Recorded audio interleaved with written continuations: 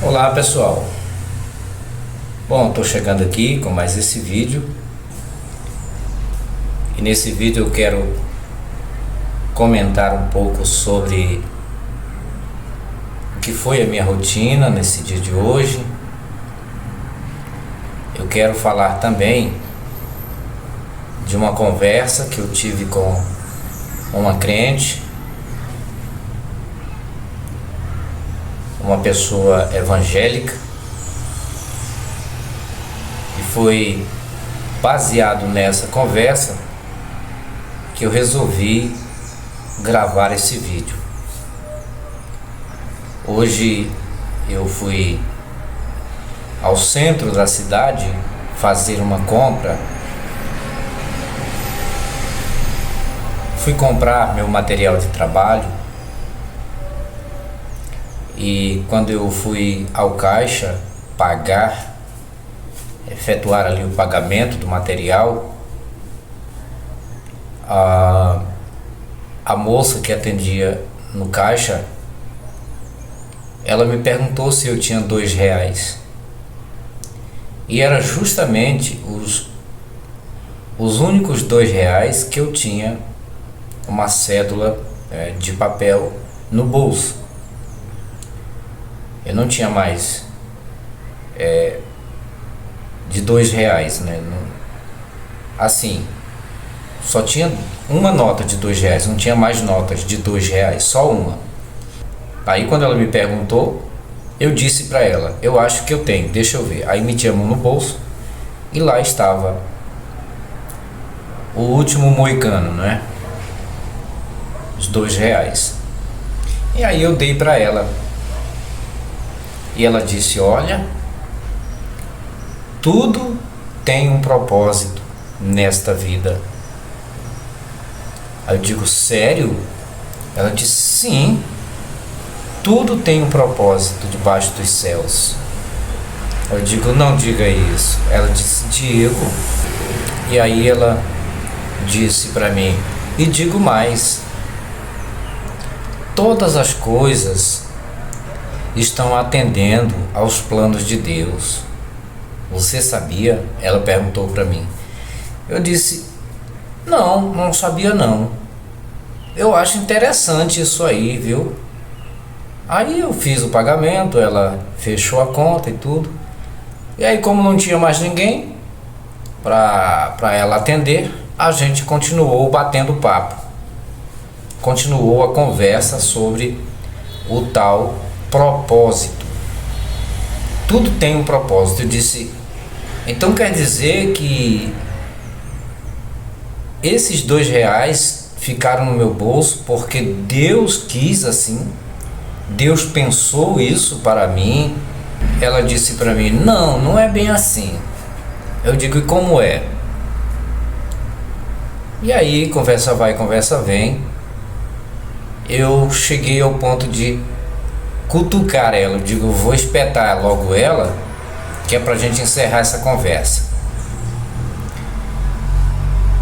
E uma das coisas que eu observo é que o crente, quando a conversa interessa para ele, quando ele sente que está pregando, está fazendo a obra de Deus, ele continua falando.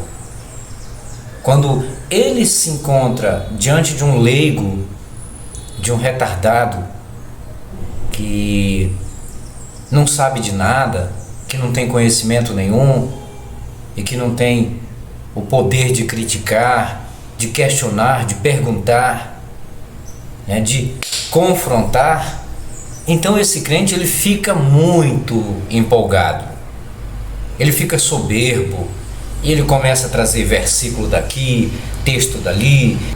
Agora, quando esse crente que está pregando para a gente se sente confrontado dentro do contexto de fé dele, quando a gente confronta teologicamente, quando a gente faz perguntas básicas, caseiras, e bota o crente na saia justa, meu amigo, na hora ele desconversa, ele muda de ar, ele fica sem graça, ele fica meio retardado, meio voado, sabe?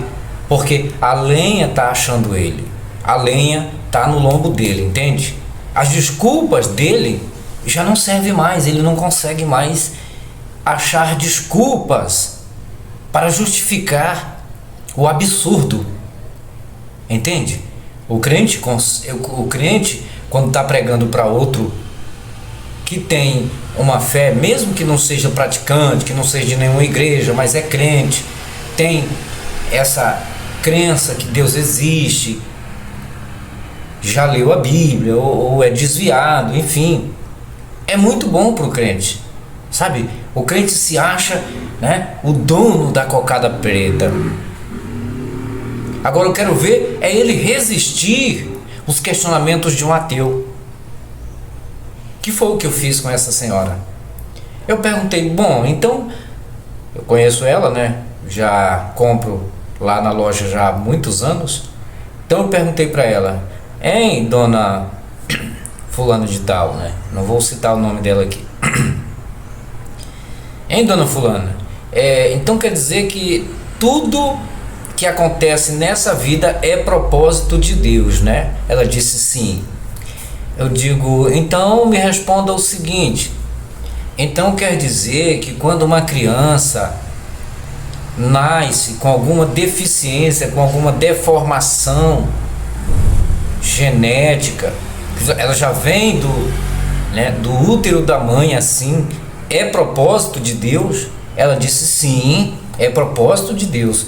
Eu digo, e qual é esse propósito? O que é que Deus quer com essa situação? Fazer uma criança nascer deformada, com deficiências, para sofrer, para dar trabalho para os pais? O que é que ele quer ensinar com esse propósito? Porque propósito, gente, é objetivo, da minha forma de entender. Não sei se bate com a sua, mas o que eu entendo com essa palavra propósito é objetivo, finalidade, fim para o qual, né? Motivo, razão, tudo fica dentro desse contexto aí. E aí eu perguntei para ela, então quer dizer que uma criança nasce paralítica, tetraplégica, nasce com alguma deficiência, nasce com síndrome de Down, nasce cega, nasce surda, muda, nasce sem um membro do corpo, isso é propósito de Deus? Ela é sim, porque Deus ele quer nos ensinar através dessas deficiências, ele quer nos ensinar a olhar mais para aquela vida com amor, ele quer nos ensinar a dar mais valor na vida. Eu digo, quer dizer que é dessa maneira que Deus usa seus métodos para ensinar. É assim.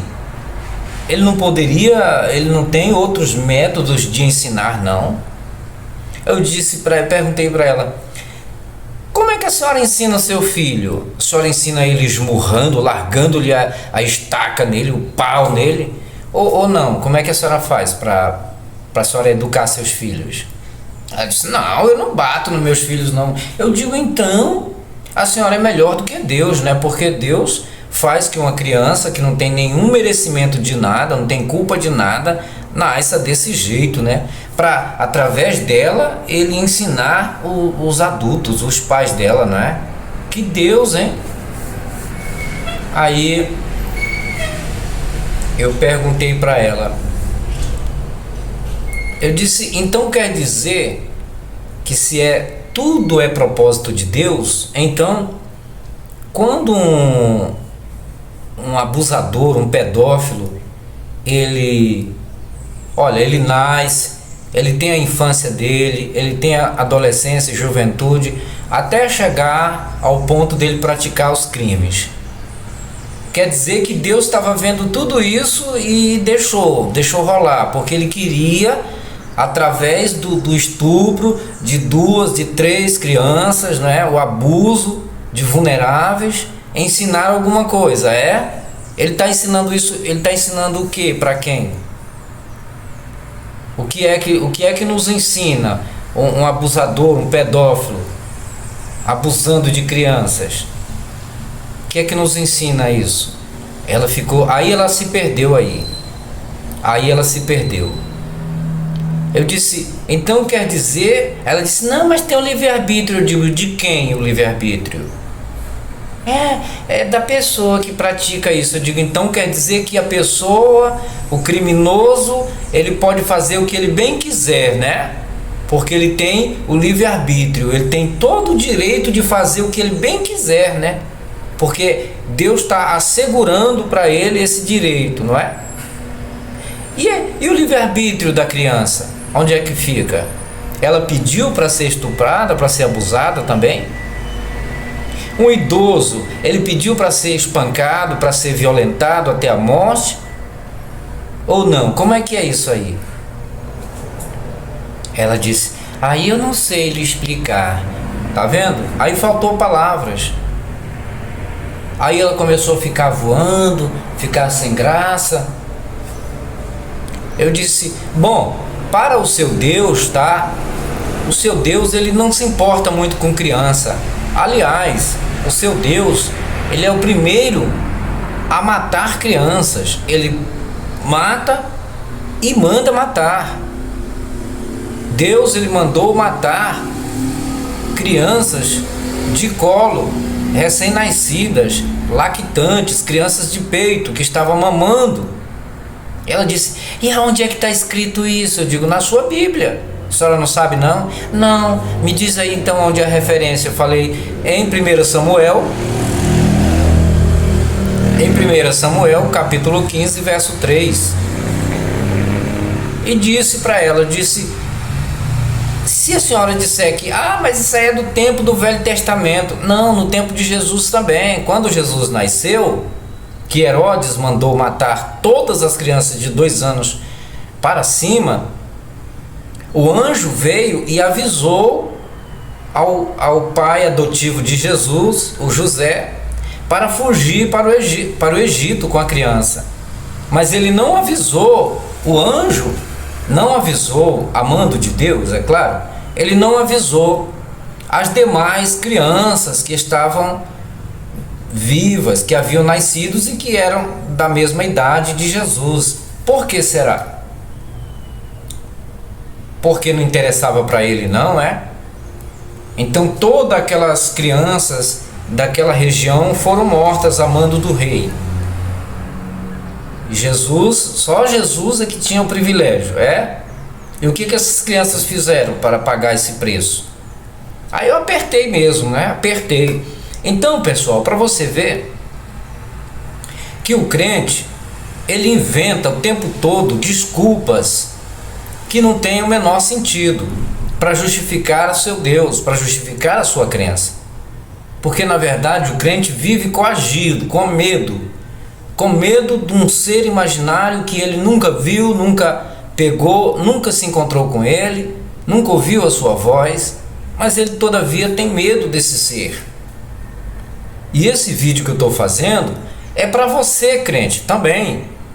Largar mão de ser besta, parar de ter medo de uma imaginação da cabeça humana, que é esse Deus da Bíblia, o Deus judaico-cristão, Jesus, o Espírito Santo. Tudo são mitos criados a partir da imaginação fértil do ser humano, com o intuito de dominar, de aprisionar as pessoas, inclusive você. Hoje você vive essa pseudo-fé em Deus ou com Deus porque você não conhece de verdade. Porque no dia que você parar para refletir e ver que nada tem sentido dentro da fé, você vai abandonar essa leseira, você vai abandonar essas mitologias, entende? Agora, isso aí é uma coisa pessoal. A vida mesmo não tem sentido. Deus não agrega nada de bom na vida de ninguém. Deus não muda a vida de ninguém. Não muda. Ele não muda. Se ele mudasse, não existia centenas, milhares de crianças com câncer nos hospitais de câncer. Não existia crianças paralíticas. Se Deus existisse e mudasse a vida das pessoas, não teria Deus. Não haveria nenhuma necessidade da gente estar aqui gravando vídeos e mostrando para você, questionando o seu Deus, a sua fé. Não teria necessidade disso. Aliás, seria uma vergonha para um ateu tentar refutar uma coisa, um ser humano, um ser existente, que está atuando, que está presente na história da humanidade, na vida humana. Seria um maior absurdo. Mas, como se trata apenas de um personagem das histórias de um livro tão antigo, tão antigo, que chega a ser ridículo os contextos que estão escritos ali, as histórias, as lendas, então as pessoas se agarram a isso através da fé e também por imposição dos líderes religiosos que não querem que você deixe a congregação, porque é através do seu dízimo, da sua oferta, que eles têm a vida que eles têm. Uma vida rechonchuda, uma vida regalada, tem os melhores carros, as casas mais confortáveis, tem fazendas, tem iates, tem helicópteros, tem aviões, podem comer o que quiser, a hora que quiser, pode ir para qualquer lugar do mundo, a hora que quiser, com o seu dinheiro, crente. E você não pode fazer nada, não come o que quer, porque você não tem dinheiro. Cujo seu Deus, a quem o pastor fala para você, te manda você pedir para Deus, que Deus não vai deixar faltar o pão na sua mesa, que Deus isso, que Deus aquilo, você não tem. Você vive uma vida de apertos, aperreios, você tem dívidas, doenças, confusões no lar, problemas em todos os lados, e o seu Deus não muda nada da sua história. Mas, no entanto, você não tem a coragem de encarar a realidade de forma como nós estamos aqui encarando. Viu? Você está me entendendo? Então eu espero que através desse vídeo você possa se aperceber mais para a ilusão, para a vida ilusória que você vive acreditando nesse Deus. Um Deus que para mim é um zero à esquerda, é um Deus que para mim até o seu nome é falso, é genérico, é um título apenas. Ninguém nem sabe qual é o nome dele verdadeiro, se é Jeová, se é quem é que seja, se é Hashem, se é Yod-Rei Vav-Rei, se é Adonai, se é Yehoshua, se é Yahusha, se é Yalro, né? E por aí se vai, sabe? Por aí se vai. O campo da fertilidade mental é absurdo, de tal maneira que não tem uma sincronia, não há uma compactação em nada. Quanto se tiver 3 crentes de 3 denominações diferentes, é uma polêmica formada. Se encontrar um adventista, um testemunho de Jeová e um pentecostal fundamentalista, a bagunça está criada, a bagunça está formada. Por quê? Porque o seu Deus é isso, é um Deus de confusão, um Deus conflitante, um Deus que vem para afastar as pessoas, para sectarizar a sociedade. E é isso que ele gosta de ver o circo pegar fogo. Ele quer que você se lasque. Bom, eu estou falando assim como se ele existisse, é claro. É claro, é óbvio, fica mais do que claro, é importante eu frisar isso, que eu não acredito na existência de divindade alguma. Já está provado isso. Para mim, não resta mais nenhuma dúvida. Os meus questionamentos a respeito de Deus, da fé, porquê disso, porquê daquilo, todos foram sanados, foram respondidos. Ou seja, eu não preciso perguntar mais nada sobre Deus. Não preciso, porque eu já tenho a resposta. Alguém chega para mim e diz: ninguém entende Deus. Deus é um ser incompreensível, porque Ele está acima dos nossos raios, sabe, de entendimento. Mas eu trago uma resposta na contramão dessa fala de alguém aí, viu? Eu entendo Deus. Tanto é que eu não pergunto, eu não questiono mais nada sobre Ele. Eu não tenho assim, eu não pergunto e não questiono por curiosidade, por falta de conhecimento. Não é isso. Quando eu questionar uma pessoa sobre Deus, sobre a sua fé, é para tentar dar um choque nela, para ver o que ela vai dizer, sabe? Mas não é por falta de conhecimento, não é porque eu queira conhecer, não é porque eu queira ter uma resposta, não. Entende? Então eu entendo Deus. Eu entendo que Deus é apenas um mito, um personagem das histórias bíblicas e que não tem mais nada a se falar sobre ele. Tudo que se sabe sobre ele está dentro da Bíblia, e trazendo para o campo das realidades, o cara fica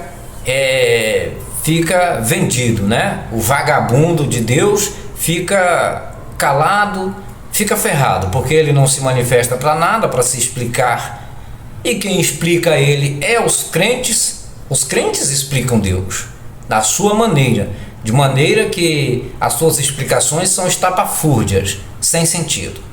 Tá, minha gente? Então era isso que eu queria falar. Eu espero que esse vídeo seja assistido na íntegra por você. E sempre que você clicar nos vídeos aqui do canal, faz um favor, deixa aquele likeão para nós, tá bom? Para fortalecer, para gerar engajamento, para que outras pessoas venham assistir os nossos vídeos por recomendações do YouTube. Galera, muito obrigado e até o próximo vídeo.